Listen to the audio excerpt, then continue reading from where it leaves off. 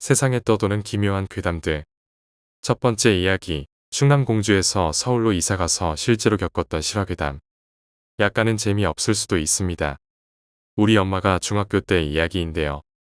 원래 충청남도 공주에서 살던 외가 식구들이 서울로 와서 살았답니다. 서울의 집에서 바로 옆집에 젊은 부부가 살았는데 그 집에는 아기가 한 명 있었죠. 엄마는 별명으로 꼬실이라고 불렀다고 합니다. 그 집 아주머니에게는 꼬실이 엄마라고 불렀다고 하더군요. 근데 하루는 외할머니와 엄마, 그리고 이모가 한 방에서 자고 있는데 우리 엄마가 원래 유난히 잠기가 굉장히 밝으시거든요. 그날 밤에 같이 한 방에서 자는데 그 옆집 아주머니가 꼬실이가 죽었다고 문 좀 열어달라고 그랬대요. 막 울부짖는 목소리로 꼬실이가 죽었으니 어서 문 좀 열어보라고. 그래서 잠에서 깬 엄마가 문을 열어주려고 일어나는데 외할머니께서 엄마의 팔뚝을 잡으면서 가만히 있으라고 하셨다고 합니다. 근데 우리 엄마는 그때 엄마 왜 그래? 꼬실이가 죽었대잖아. 이러셨대요. 그러니까 외할머니께서 엄마의 팔을 억지로 잡아 끌어 눕혀놓고 숨을 죽이고 있었대요. 밖에서는 계속 꼬실이 엄마가 울부짖고 그렇게 한 30분쯤 그러다 수그러 들었는데 우리 엄마는 이미 잠을 다 잤죠. 뜬 눈으로 밤을 지새고 다음날 학교에 다녀와서 외할머니에게 어젯밤에 꼬실이 죽었다는데 어떻게 됐냐고 그러니까 외할머니께서 꼬실이가 왜 죽어 이러셨답니다. 절대 꿈이 아니었죠. 그러고 엄마는 꼬실이네 놀러가기 뭐해서 한 달 정도 꼬실이를 못 봤는데 그 다음에 꼬실이 할머니께서 꼬실이를 업고서 동네 돌아다니시는 걸 보고 안심했다네요. 먼 훗날 엄마가 어른이 되셔서 점을 보러 갔는데 역술인 분께서 그때 문을 열어줬으면 엄마는 죽었을 거라고 그러시더군요. 외할머니가 우리 엄마를 살려주셨네요. 엄마는 수십 년이 지났는데도 생생하게 기억이 난다고 합니다.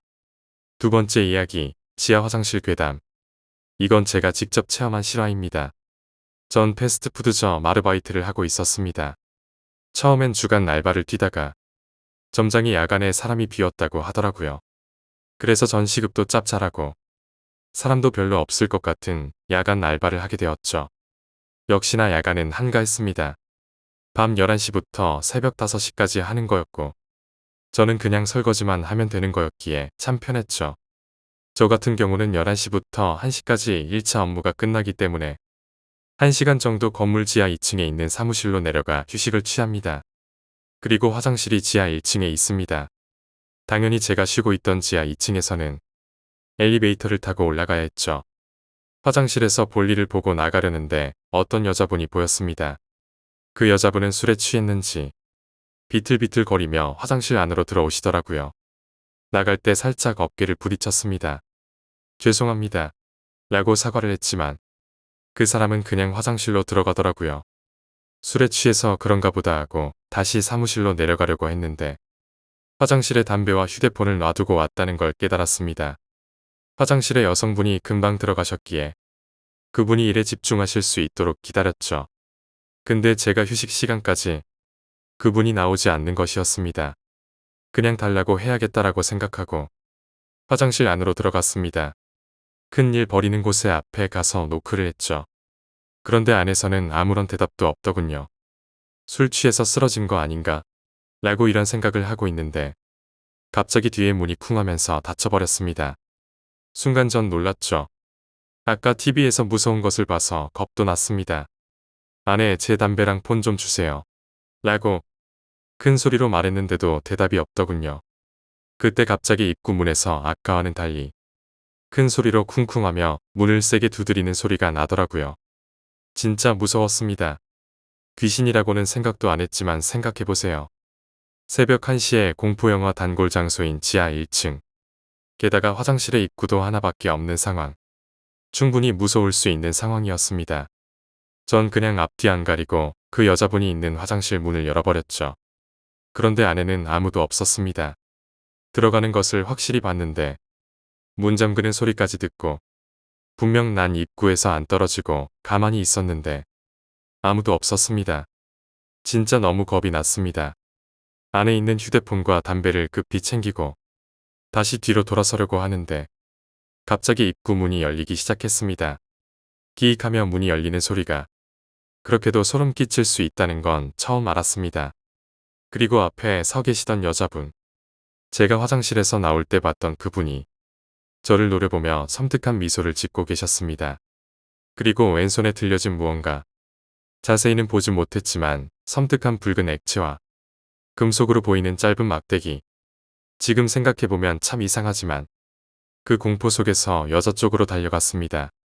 나갈 수 있는 문은 그곳 하나밖에 없었기 때문인지 그 자리에 있으면 크게 다치거나 죽을 것 같은 본능적인 공포 때문인지 그것은 모르지만 전 입구 쪽으로 달려갔고 사무실에서 마음을 진정시킨 뒤 다시 2차 업무를 하러 갔습니다. 나중에 같이 일하는 분들께 그 얘기를 했더니 전에 야간 하던 사람도 그 여자를 보고 그만뒀다고 하더라고요. 전 그곳에서 일한 나머지 한 달 동안 휴식 시간에도 화장실엔 절대 가지 않았답니다. 세 번째 이야기, 어느 시골길에서 실제로 겪었던 실화괴담. 모두들 이런 경험 있으실 겁니다. 회사에서 밤늦게까지 야근하고 지하철역이나 택시 타는 곳까지 가는데 가는 시간이 너무 오래 걸린다라는 느낌. 제 이야기는 이런 것에 대한 것입니다. 회사에서 한참 밀고 있던 패키지 투어가 대박을 터뜨려서 일손이 모자라던 때였지요. 기본적으로 밤 11시까지 근무. 심한 날은 새벽 2시나 3시 퇴근도 있었습니다. 그날은 막차 시간 전에 맞춰서 퇴근을 하는데 동료들이랑 같이 한참 내려오다가 번뜩 엑셀 파일을 백업해서 가져오지 않은 것이 생각나더군요. 미안하다고 동료들을 보내고 급하게 회사로 돌아갔습니다. 다행히 경비 아저씨가 퇴근 전이었고 무사히 파일을 가지고 회사 문을 나오는데 그 순간부터 자꾸만 뒤에서 뭔가가 쳐다보는 느낌이 들었습니다. 시간이 시간인지라 개미 한 마리 안 보이고 슬슬 무서워지기 시작하더군요. 이어폰을 꽂고 평소에 잘 듣지도 않던 노래까지 들으며 길을 내려오는데 한참 노래를 듣고 있는데 노래 중간에 뭐라고 해야 하나? 씩씩 소리라고 해야 할까요? 그런 잡음이 섞여서 들어왔습니다. 처음엔 폰이 오래돼서 이런 건가 싶었는데 노래를 바꿔봐도 같은 소리가 들려서 순간적으로 몸을 틀었습니다. 하지만 가로등만 켜져 있을 뿐 아무것도 없더군요. 그래도 마음이 자꾸만 불안해서 빠른 걸음으로 한참을 내려오는데 이상하더군요. 아무리 생각해도 평소에 걷던 거리가 아니었습니다. 다른 건 몰라도 노래가 7곡 가까이 바뀔 동안 걸어 내려왔는데 평소에 10분이면 도착하는 곳이 코빼기도 보이질 않는 겁니다.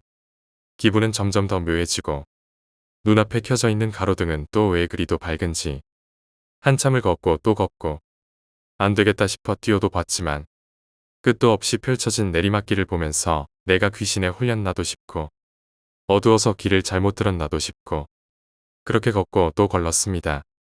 노래를 24곡을 들을 때까지 걸어 내려왔지만 역은 보이지 않더군요.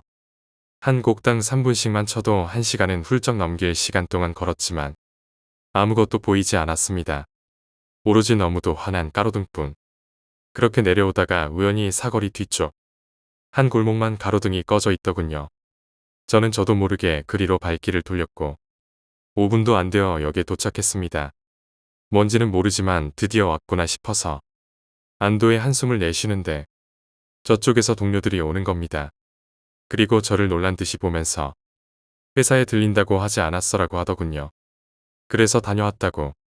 근데 왜 이렇게 늦게 오냐고 물었더니 자기들은 그냥 왔다라는 겁니다. 자기들 앞을 지나쳐간 사람도 없었고요.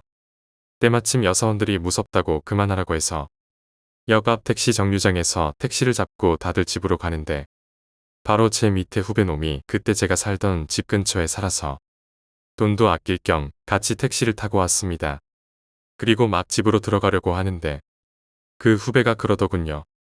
정말 궁금한데 어떻게 자기들보다 앞으로 왔냐고. 지름길이 있으면 좀 알려달라고 했습니다. 그래서 제가 이렇게 말했습니다. 회사에서 역까지 길이 딸랑 하나인데 지름길이 어딨어? 라고 말했지만 뭔가 이상했습니다. 그렇습니다. 회사에서 역까지는 오로지 길이 단 하나. 그리고 그 길엔 가로등이 없거든요. 저는 그때서야 깨달았습니다. 제가 내려왔던 그 환한 가로등이 켜진 길을 끝까지 따라갔다면 정말 큰일 날 뻔했다는 것을 말입니다. 그 불 꺼진 길로 왜 내가 갔을까 하고 곰곰이 생각해보니 새삼 엄마가 너무 고맙고 그리워졌습니다. 너무나도 낯익던 그 길은 지금은 하늘로 가신 제 어머님의 묘지로 가는 어느 시골 마을의 골목길이었거든요. 네 번째 이야기, 숙박업체 괴담. 첫 번째, 사람이 죽어서 만든 방은 최대한 빨리 정리하되 빈 방을 만들지 말아야 하며 가족 단위의 손님 또는 노름꾼들로 채워야 한다. 두 번째, 자살자가 발생 시 유서가 없고 무연고자일 경우 사비를 털어서라도 장례를 치러줘야 한다. 세 번째, 청소 아줌마들이 가끔 하는 이야기를 귀담아 들어야 한다. 방의 분위기가 어떻다느니, 이상하게 스산하고 습하다느니 하는 얘기들을 말이다.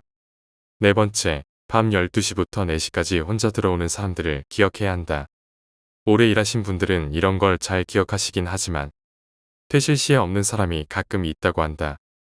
그러고 나면 꼭 안 좋은 일이 생긴다고 한다. 다섯 번째, 싫더라도 반려동물이랑 같이 지내야 하며 이름을 적어둔 목걸이를 채워 두고 고기를 자주 줘야 한다. 그리고 플로어에서 산책을 자주 시켜줘야 한다. 동물의 종류는 상관없다. 여섯 번째, 스님들이 오면 친절하게 대응해야 한다. 스님들이 나쁜 기운을 잡아주기 때문이다. 일곱 번째, 1년에 한 번은 마지막 층의 계단 구석에 소금을 많이 깔고 그 위에 큰 양초를 올린 다음 불을 붙여야 한다. 여덟 번째, 목류병으로 갑작스럽게 튀어나온 사람이 있을 경우 그 방의 욕조에 소금물을 채워줘야 한다. 아홉 번째, 방 중에서 전구의 수명이 유독 빨리 닳는 방이 있으면 창문 구석에 소금을 놔둬야 한다. 열 번째, 이상이 없음에도 불구하고 잡음이 유독 많이 나오는 방은 개 목걸이를 침대 밑에 놔둬야 한다. 다섯 번째 이야기, 아버지의 군생활 괴담. 저희 아버지께서 군생활 중 겪으신 일입니다. 저희 아버지는 서울의 모 부대에서 70년대에 근무하셨는데 당시 내무실에는 이상한 일이 있었습니다. 내무실 문 쪽 가장 왼쪽 침상 자리에서 자는 사람마다 악몽에 시달렸다고 합니다. 악몽의 내용을 기억하지 못하는 사람들도 많았지만 기억하는 사람들의 대부분은 악몽 속에서 완전 군장을 한 어떤 군인이 자기의 다리를 붙잡으며 살려달라고 울부짖으며 매달리는 내용이었답니다. 그래서 대부분 그 자리를 꺼리게 되었고 그 자리는 자대 배치를 받은 이등병들이 주로 생활했다고 합니다. 그 자리에 대해 아무것도 모르는 이등병들도 그 자리에서 잠을 잘 때면 악몽을 종종 꾸었다고 합니다. 세월이 흘러 아버지가 전역을 앞두고 내무실 보수 공사 때문에 소대원들이 내무실을 옮기셨다고 합니다. 그런데 아버지의 내무실이 공사를 막 시작하고 내무실의 침상을 막 뜯어냈을 때 그 내무실의 왼쪽 가장자리에서 밀봉되어 있는 봉투들이 무더기로 매몰되어 있는 걸 발견했다고 합니다. 그 봉투 내용물을 확인해보니 주로 의약 폐기물이었는데 수술할 때 쓰는 도구들과 쓰고 버린 거즈들과 붕대들이 잔뜩 들어있었다고 합니다. 나중에 알고 보니 이야기를 들어보니 아버지께서 쓰셨던 그 내무실은 한국전쟁 당시에 한국군의 의무실로 쓰던 곳이라고 들으셨답니다. 아마도 사람들이 꾸었던 그 악몽은 폐기물 때문이 아닐까 생각됩니다. 여섯 번째 이야기, 관. 제가 고등학교 때 친구에게서 들은 이야기입니다. 친구의 친척 언니가 경험하신 거고요. 편의상 그냥 언니라고 하겠습니다. 그 언니는 20대 직장인이며 여러 집들이 모여 사는 다가구 주택에 1층에서 자취했다고 합니다. 그 언니는 아침 일찍 나가서 밤 늦게나 들어오는 터라 이웃들과는 거의 마주칠 일이 없었다고 합니다. 하루는 밤에 일 끝나고 돌아오는데 윗집에 불이 켜져 있었고 어떤 아주머니가 통곡을 하시는 소리가 들렸다고 합니다. 무슨 일이 있나 가보고 싶었지만 실례일 것 같기도 하고 너무 피곤한 상태라 그냥 집에 들어가 바로 씻고 잠이 들었다고 합니다. 그런데 그날따라 잠을 깊게 들지 못했다고 합니다. 뒤적뒤적 거리다가 문득 눈을 떴는데 그 순간 가위에 눌린 것입니다. 그때 천장 쪽을 보니 어떤 할머니의 얼굴이 보였다고 합니다. 그런데 할머니께서 화난 표정으로 그 언니를 내려보고 있었다는 것입니다. 언니는 무서워서 있는 힘껏 발버둥을 치자 가위에서 풀렸다고 합니다. 그러고 밤새 뜬 눈으로 지새우다가 결국 잠도 못 자고 출근을 했다고 합니다. 그렇게 지친 몸을 이끌고 집으로 돌아오는데 그날도 2층에 불이 켜져 있었고 어제처럼 아주머니의 울음소리가 들렸다고 합니다. 그 언니는 잠을 못 잔 탓에 너무 피곤해서 그날도 그냥 집에 들어갔다고 합니다. 그러다 잠이 드는데 또 가위에 눌리고 천장에서 그 할머니의 화난 얼굴이 보였다고 합니다. 다시 있는 힘껏 발버둥을 쳐 가위에 풀리자 언니는 윗집에서 자꾸 아주머니가 우시는 것도 그렇고 뭔가 이상하다 싶어 2층으로 올라가 문을 두드렸다고 합니다. 조금 지나서 어떤 아주머니 한 분이 팅팅 부른 눈을 비비며 나오시더니 반갑게 맞아주셨다고 합니다. 언니는 아주머니에게 무슨 일 있으시냐고 여쭤보려는 찰나에 순간 멈칫했다고 합니다. 아주머니 뒤쪽으로 어느 사진이 걸려 있었는데 밤마다 나왔던 그 할머니였다고 합니다.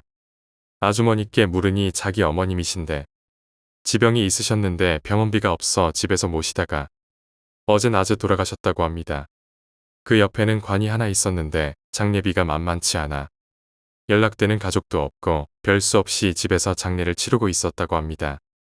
그 언니는 할머니께서 밤마다 훤한 표정으로 자신을 내려다본다고 아주머니께 말씀하시니 아주머니는 무슨 일인가 싶어 혹시나 해서 할머니께서 누워 계신 관을 열어봤습니다. 그런데 곱게 누워 계셔야 할 할머니께서 관이 뒤집힌 것처럼 뒤집어져 누워 계신 것입니다. 엎드려 누워 계신 것이죠. 아주머니는 화들짝 놀라 다시 할머니를 바르게 눕혀드렸는데 그때 할머니의 얼굴은 약간 눌려있는 상태였고 마치 화가 난 모습이었다고 합니다. 그 언니는 혼자서 장례를 치르시는 아주머니를 안쓰럽게 생각하여 같이 장례를 치러드렸다고 합니다. 그리고 그 후에 다시는 할머니의 모습은 보이지 않았다고 합니다. 7번째 이야기, 흉가. 지금부터 하는 이야기는 대략 20년 전 제가 아는 형님께서 대학생 시절에 친구랑 경험한 일입니다. 형님과 친구분은 거나하게 취하셨습니다. 세 분은 만취하여 가누지 못하는 몸을 하고 산길을 넘어갔습니다. 장마철이라 그런지 갑자기 장대비 같은 엄청난 폭우가 하늘에서 쏟아져 내리기 시작했습니다. 처음엔 세 분이었으나 알게 모르게 한 분은 중간에서 새고 남은 두 분은 끝도 없이 내리는 폭우를 피해 산길을 무작정 달렸습니다. 그런데 이게 도저히 달려가서 피할 비가 아니었습니다. 어디서부터 길을 잘못 든 것인지 산길은 끝날 기미가 보이지 않았고 주변은 전혀 모르는 생소한 곳이었습니다. 보통 산길을 지나가면 집까지의 거리는 10분 정도인데 30분 이상은 헤맨 느낌이었습니다. 길 찾는 것이 문제가 아니라 체온이 식기 전에 어디 가서 비라도 피해야겠다고 생각되었습니다. 두 분은 인근을 헤매다 멀리 불이 켜진 단층 집을 발견하고 급한 대로 찾아 들어가게 되었습니다. 회상하는 형님의 말로는 첫 느낌부터 상당히 섬뜩했다고 합니다. 낡은 슬레이브 집인데 녹슨 대문에는 가시덤불이 가득했습니다. 도저히 사람이 사는 집이 아닌데 이상하게도 안에는 희미하게 불빛이 새어나왔습니다. 마당을 지나 현관문을 찾았는데 현관문은 삐꺼덕대는 나무문으로 유리는 깨어진 데다 열려서 바람에 삐걱대며 움직였습니다. 안으로 들어가니 인기척은 없었고 구형 백열등이 홀로 켜져 있었습니다. 그런데 집 안에는 벽이고 문이고 전부 피로 칠갑되어 있었으며 바닥에는 관뚜껑 같은 판자가 피범벅이 되어 있었습니다. 조용한 가운데 소곤소곤대는 여자의 말소리가 안방에서 계속 들려왔습니다. 형님과 친구분은 악천 후에 비를 피하기 위해 주인을 한참 동안 소리쳐 불렀습니다. 그래도 여전히 대답 없이 소곤거리는 말소리만 들려오자 친구분이 화가 나서 방문을 열어젖혔는데 아무도 없었습니다. 누군가 살았는지 벽에 옷이랑 가재도구는 그대로 있는데 한눈에 보아도 먼지가 뽀얀 것이 사람이 사는 집이 아니었다고 합니다. 그런데 백열등이 왜 켜져 있을까요?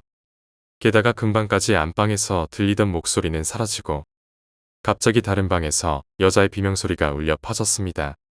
친구분이 용기 내어 방문을 다 열어도 빛을 갚던 벽만 있고 사람은 아무도 없었습니다. 무언가를 외치는 여자의 목소리가 들려오고 백열등이 갑자기 나갔습니다. 모골이 송연해진 두 분은 정신없이 그 집을 벗어나와 다람쥐 쳇바퀴 구르듯이 비가 쏟아져 토사가 흘러내리는 비탈길을 마구 굴러서 토사범벅이 되어 도망쳤습니다. 형님은 아직도 그 집만 생각하면 소름이 돋는다고 하십니다. 다시 찾아볼 엄두도 안 내고 흉가를 찾아다니는 제가 물어도 어딘지 가르쳐주지 않으십니다.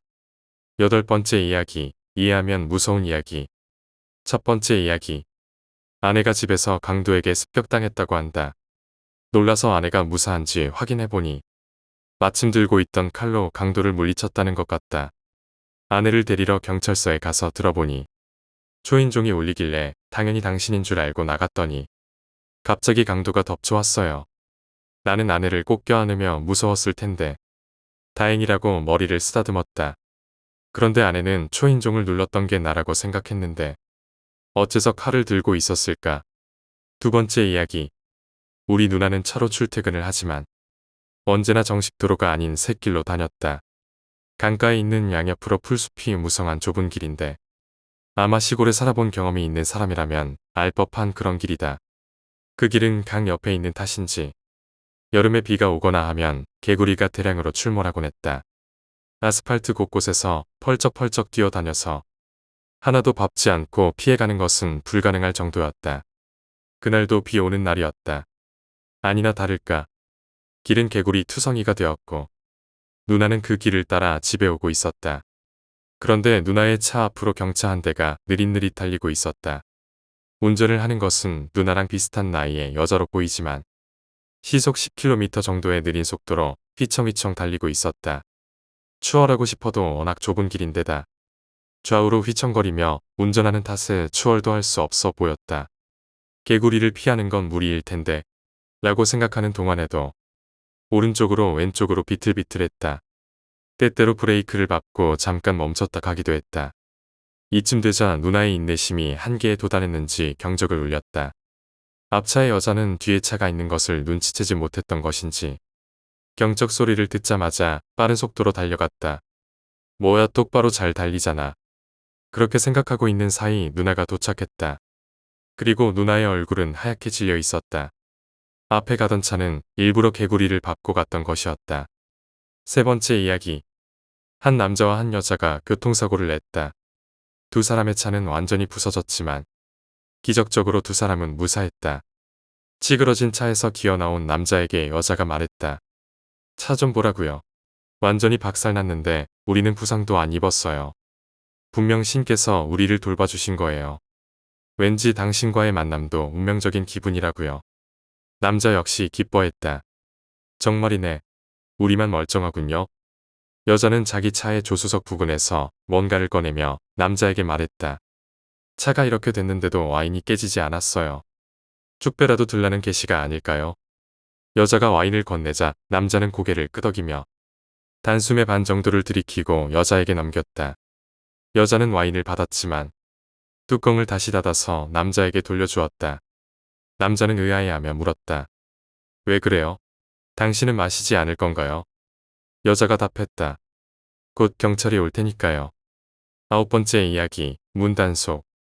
다른 식구들은 아침 일찍 외출하고 집에는 저 혼자 있었습니다. 컴퓨터를 켜고 큰언니가 부탁한 작업을 하고 있었는데 현관문이 철컥거리는 소리가 나는 겁니다. 처음엔 엄마가 돌아오신 줄 알았습니다. 철컥거리다가 벨을 누르기에 안전 후크를 잠가 둔 줄 알고 문을 열어드리기 위해 거실로 나갔습니다. 그런데 문득 눈에 들어온 두어폰의 화면. 화면 속의 인물은 엄마가 아니었습니다. 아저씨인지 아줌마인지도 애매모호한 어떤 사람이 문 앞을 서성거리고 있었습니다. 누구세요? 라고 물었습니다. 상대는 답이 없었습니다. 그래서 다시 유심히 화면을 살폈는데 그 사람의 곱슬거리는 떡진 머리카락이나 빨간 패딩 점퍼. 이런 건 선명하게 눈에 잘 들어오는데 얼굴 부분만은 모자이크 처리했거나 안개가 낀 것처럼 흐리게 보였습니다. 순간 온몸에 소름이 쫙 끼쳤습니다. 이미 집안에 누군가가 있단 인기척을 낸 상태였기 때문에 없는 척을 할 수도 없는 거고 너무 무서워서 악을 쓰듯 소리를 지르며 누구냐고 물었습니다. 상대는 대답 없이 그저 문 손잡이만 열심히 돌렸습니다. 계속 울리는 벨소리와 철컥거리는 현관문. 이상한 사람이 금방이라도 현관문을 열고 들어올 것만 같았습니다. 현관문으로 다가가 떨리는 손으로 문을 더 단단히 잠갔습니다. 그렇게 몇 분을 대치하다가 어느 순간 문 여는 것을 포기했는지 그 사람이 문 옆에 있는 계단으로 가는 것이 보였습니다. 그러나 계단 쪽으로 가는 걸 봤을 뿐 확실히 내려간 걸 본 것도 아니라서 너무 불안했습니다. 그러다 문득 떠오른 사실. 저희 집 현관문은 문 손잡이가 오른쪽에 있고 문과 벨 중간에 불투명 유리가 있어서 벨과 현관문에 손잡이가 제법 떨어져 있습니다. 절대로 벨을 누르면서 손잡이를 열 수 없는 구조란 말이죠. 그런데 아까 도어폰에 그 사람이 비치고 있었을 때 현관문 손잡이가 철컥거렸었습니다. 방금 전까지 대치 중이던 것은 사람이 아닌 그 무엇이거나 혹은 2명 이상의 사람이었다는 거죠. 저 때 일을 생각하면 아직도 팔이 미세하게 떨릴 정도로 무섭습니다. 여러분도 집에 혼자 있을 때는 꼭 문 단속에 신경 쓰시기 바랍니다. 10번째 이야기, 귀신을 부르는 친구. 이건 내 친구 얘긴데 내 소꿉친구 중에 정말 어릴 때부터 가수가 꿈인 친구가 있어. 나랑 초등학교 때부터 친구였는데 그때도 꿈이 가수였었고 20대인 지금까지도 꿈이 가수야. 근데 이 친구가 어릴 때도 노래를 정말 잘하긴 했는데 중학교 2학년 때부터 완전 미친 가창력이 된 거야. 진짜 한번 들으면 절대 잊을 수 없는 사람을 끌어당기는 그런 노래를 하기 시작하더라고. 얘가 미친 듯이 기교를 잘 부리는 것도 아니고 본인은 그냥 평범하게 부른다고 하는데 진짜 듣는 사람은 이 친구의 노래에서 헤어나오질 못해. 정말 소름이 돋을 정도로 감정이 풍부하고 사람을 끌어당겨 오싹할 정도로 말야. 내가 진짜 거짓말 안 하고 태어나서 이 친구보다 노래로 사람을 끌어당길 줄 아는 사람을 못 봤어.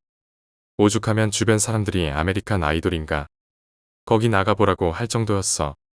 특별히 고음을 미친 듯이 올리거나 기교를 부리는 것도 아닌데 친구의 노래에는 한번 들으면 빠질 수밖에 없는 뭔가가 있었지. 친구의 노래를 내가 정말 말로 설명할 수가 없을 정도야. 그냥 직접 들어봐야만 알게 될 거야. 이쯤 되면 많은 사람들이 그럼 왜 가수를 안 해? 라고 생각할 거야. 물론 나도 그렇게 생각하고 있어.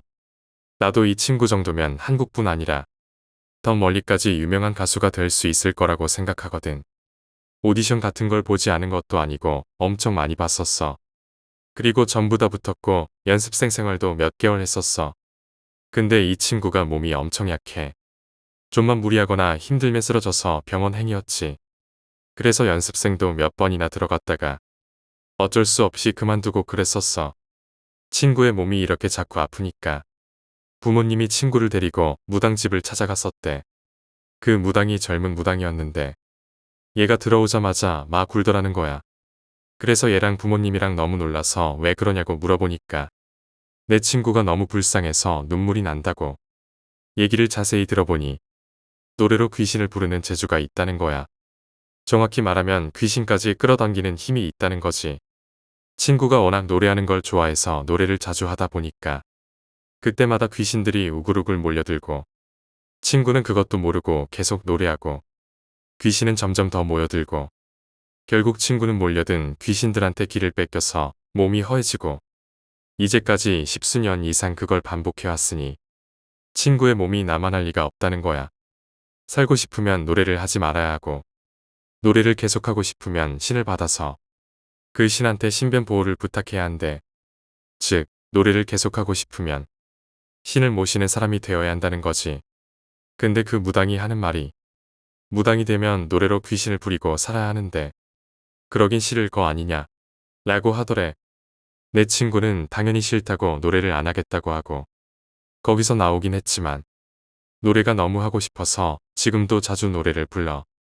무서워서 낮에만 부르고 있어.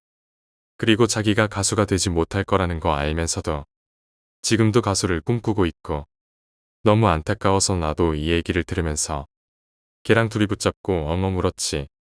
또 한편으로는 친구가 귀신까지 끌어당길 만한 노래를 부른다는 거에 대단하기도 하고 한편으로는 이렇게 재능 있고 가수를 해야 할 친구가 그럴 수 없다는 게 너무 안타까워. 11번째 이야기, 버려진 고택의 비밀. 어느 날 저녁 친구들과 함께 시골로 여행을 떠나기로 했다. 우리는 전라남도의 한적한 마을에 위치한 오래된 고택을 방문하기로 계획했다. 이 고택은 한때 부유한 가문이 살았으나 몇 년 전부터 버려져 있었고 마을 사람들 사이에서는 그곳에 무언가 이상한 일이 일어난다는 소문이 돌고 있었다. 우리는 호기심을 참지 못하고 저녁 무렵 고택에 도착했다. 고택은 낡고 삐걱거리는 문, 허름한 창문, 그리고 주변을 에워싼 울창한 나무들로 인해 더욱 음산한 분위기를 자아냈다. 친구 중 한 명인 지우는 스마트폰으로 고택의 사진을 찍으며 흥미로워했다. 우리는 조심스럽게 문을 열고 안으로 들어갔다. 내부는 먼지로 덮여 있었고 가구들은 시간이 멈춘 듯 정지해 있었다. 거실에는 큰 벽난로가 있었고 그 위에는 오래된 초상화들이 걸려 있었다. 우리는 초상화 속 인물들을 바라보며 무언가 기이한 느낌을 받았다. 갑자기 지훈이 멈춰섰다. 그는 벽난로 뒤쪽에서 이상한 소리가 난다고 말했다. 우리는 조심스럽게 벽난로 쪽으로 다가갔다. 그곳에는 오래된 서랍장이 있었고 지훈이 서랍을 열자 안에는 낡은 일기장이 들어있었다. 일기장을 펼쳐보니 수십 년 전 이곳에게 살았던 한 여인의 일기가 적혀 있었다. 그녀는 가족과의 불화, 외로움, 그리고 밤마다 들려오는 이상한 소리에 대해 기록하고 있었다. 일기장에는 그녀가 매일 밤마다 집안에서 들려오는 발소리와 속삭임에 시달렸다고 적혀 있었다. 어느 날 밤, 그녀는 결국 그 소리의 근원을 찾기로 결심했고, 그 결과 고택의 지하실에서 오래전 사라진 가족들의 흔적을 발견했다고 했다. 그녀는 가족들이 비극적인 사건으로 인해 죽었으며, 그들의 영혼이 여전히 고택을 떠돌고 있다고 믿게 되었다. 우리는 일기장을 읽으며 더욱 긴장했다. 그 순간 갑자기 창문이 흔들리기 시작했고 차가운 바람이 방 안으로 들어왔다. 벽난로에서 불꽃이 일시적으로 강해졌다가 사그라들었고 우리는 서로를 바라보며 무언가 이상한 일이 벌어지고 있음을 직감했다. 그때 벽난로 뒤에서 흐느끼는 소리가 들려왔다. 우리는 떨리는 손으로 서로를 잡고 천천히 소리가 나는 쪽으로 다가갔다. 지훈이 조심스럽게 손전등을 켜자 지하실로 연결된 좁은 통로가 보였다. 우리는 용기를 내어 그 통로로 내려갔다. 지하실은 더욱 음산했고 벽에는 이상한 문양들이 그려져 있었다. 그곳에서 우리는 오래전 가족들이 사용하던 의약품과 도구들이 널려 있는 것을 발견했다. 그리고 한쪽 구석에서는 낡은 사진 한 장이 놓여 있었다. 사진 속에는 그녀의 가족들이 행복하게 웃고 있었으나 그 표정 뒤에는 무언가 슬픈 비밀이 숨겨져 있는 것 같았다. 우리는 급히 지하실을 나와 고택을 빠져나가려 했으나 문이 갑자기 닫혀버렸다. 우리는 다시 고택 안으로 들어갔고 이번에는 집안 전체에 이상한 현상이 일어났다. 초상화 속 인물들의 눈이 움직이는 것 같았고 벽에 걸린 시계는 멈춘 듯 했다. 그 순간 우리 중 한 명이 사라진 것을 발견했다. 모두가 놀라 서로를 찾았지만 그 친구는 어디에도 보이지 않았다. 우리는 공포에 질려 고택을 빠져나가려 했으나 출구가 점점 사라지는 듯한 느낌을 받았다. 결국 우리는 서로를 의지하며 고택을 벗어나게 되었고 그날 밤 이후로 그 친구는 다시 나타나지 않았다. 이후로 우리는 그 고택에 대한 소문이 단순한 전설이 아니라는 것을 깨달았다. 그곳에는 아직도 해결되지 않은 과거의 비밀과 영혼들이 잠들어 있었던 것이다. 우리는 그날의 경험을 잊지 못하고 다시는 그런 곳에 발을 들이지 않기로 약속했다. 12번째 이야기, 숲속의 소녀. 어느 한적한 주말, 나는 혼자 산책을 나가기로 했다. 도시의 소음에서 벗어나 자연 속에서 힐링하고 싶었던 것이다. 나는 한 깊은 숲을 선택했고, 그곳은 마을 사람들 사이에서도 신비로운 장소로 알려져 있었다. 산책을 시작한 지 몇 시간이 지나자 나는 점점 깊은 숲속으로 들어가게 되었다. 나무들이 빽빽하게 들어서 있어 길을 잃을까 두려웠지만, 그때쯤 나는 길을 잘못 들었다는 것을 깨달았다. 주변은 더욱 어두워지고 안개가 짙게 피어올랐다. 나는 스마트폰으로 길을 찾으려 했지만 신호가 잡히지 않았다. 그때 숲속에서 누군가의 웃음소리가 들려왔다. 나는 깜짝 놀라 주위를 둘러보았지만 아무도 없었다. 다시 길을 찾으려 했지만 점점 더 깊은 곳으로 들어갈수록 이상한 기운이 감돌았다. 갑자기 나무 사이에서 소녀의 모습을 한 사람이 나타났다. 그녀는 흰 드레스를 입고 있었으며 창백한 얼굴에 슬픈 눈빛을 띠고 있었다. 나는 두려움에 몸을 움츠렸지만 소녀는 조용히 다가와 내게 말했다. 여기서 길을 잃지 말아요. 집으로 돌아가야 해요. 나는 무슨 말을 해야 할지 몰랐지만 그 소녀를 따라가기로 결심했다. 그녀는 나를 이끌어 숲속의 작은 길로 안내했다. 그 길을 따라가자 갑자기 빛이 도처에 반짝였다. 우리는 마침내 나무들 사이로 보이는 집에 도착했다. 그러나 그 집은 낡고 텅 비어 있었으며 창문은 깨져 있었다. 소녀는 그 집으로 다가가며 말했다. 이곳이 내 집이에요. 여기서 나를 도와주세요. 나는 소녀의 절박한 표정을 보고 도와주고 싶었지만 동시에 그곳에 무언가 위험한 것이 도사리고 있다는 직감이 들었다. 그 순간 집안에서 이상한 소리가 들려오기 시작했다. 우리는 빠르게 그곳을 벗어나려 했지만 길이 다시 사라져버렸다. 나는 소녀의 손을 놓치지 않으려 했었지만 갑자기 그녀는 내 손을 놓고 사라져버렸다. 나는 다시 혼자 남겨졌다. 공포에 질려 주변을 헤매던 나는 결국 길을 찾게 되었고 무사히 마을로 돌아올 수 있었다.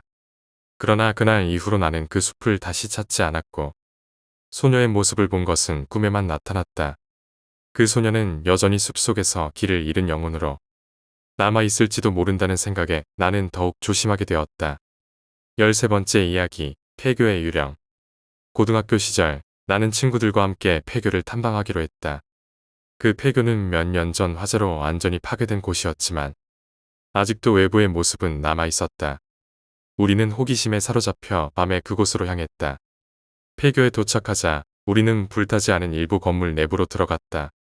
내부는 어둡고 습했으며 벽에는 물기가 맺혀 있었다. 우리는 손전등을 켜고 천천히 학교 내부를 탐험하기 시작했다. 그때 한 친구가 갑자기 소리를 질렀다. 우리는 서로를 바라보며 긴장했다.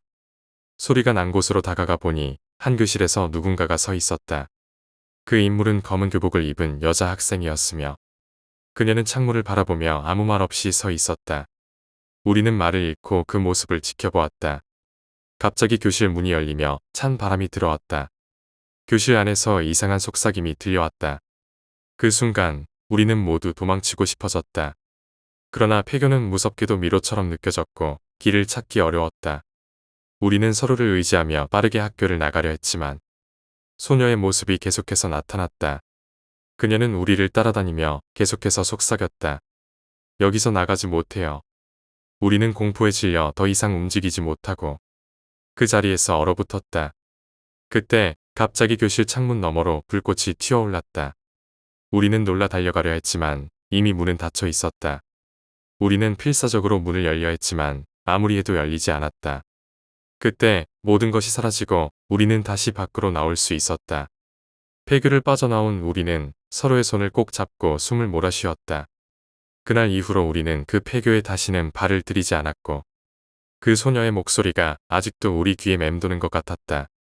14번째 이야기, 호숫가의 비밀.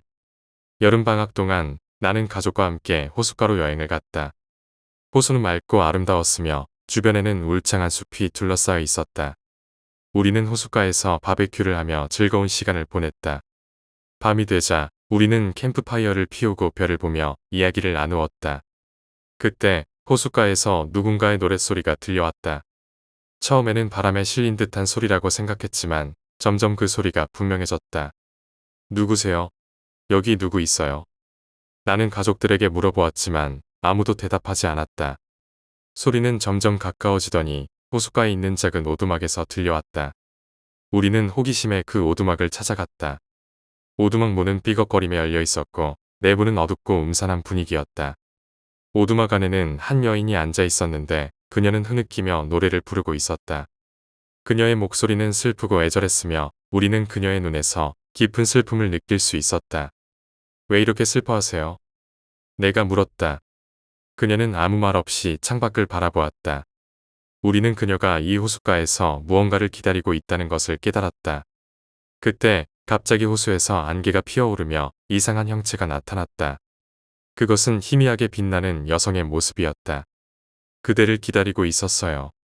그 여인은 호수에서 떠도는 영혼이었고 그녀는 오랜 세월 동안 이곳에서 무언가를 찾고 있었다. 우리는 그녀의 슬픈 이야기를 듣고 싶었지만 그녀는 다시 한번 노래를 부르며 사라져 버렸다. 그날 밤 우리는 오두막을 떠나려 했지만 길을 잃어버렸다. 안개 속에서 우리는 방향을 찾기 어려웠고 그때 다시 한번 여인의 목소리가 들려왔다.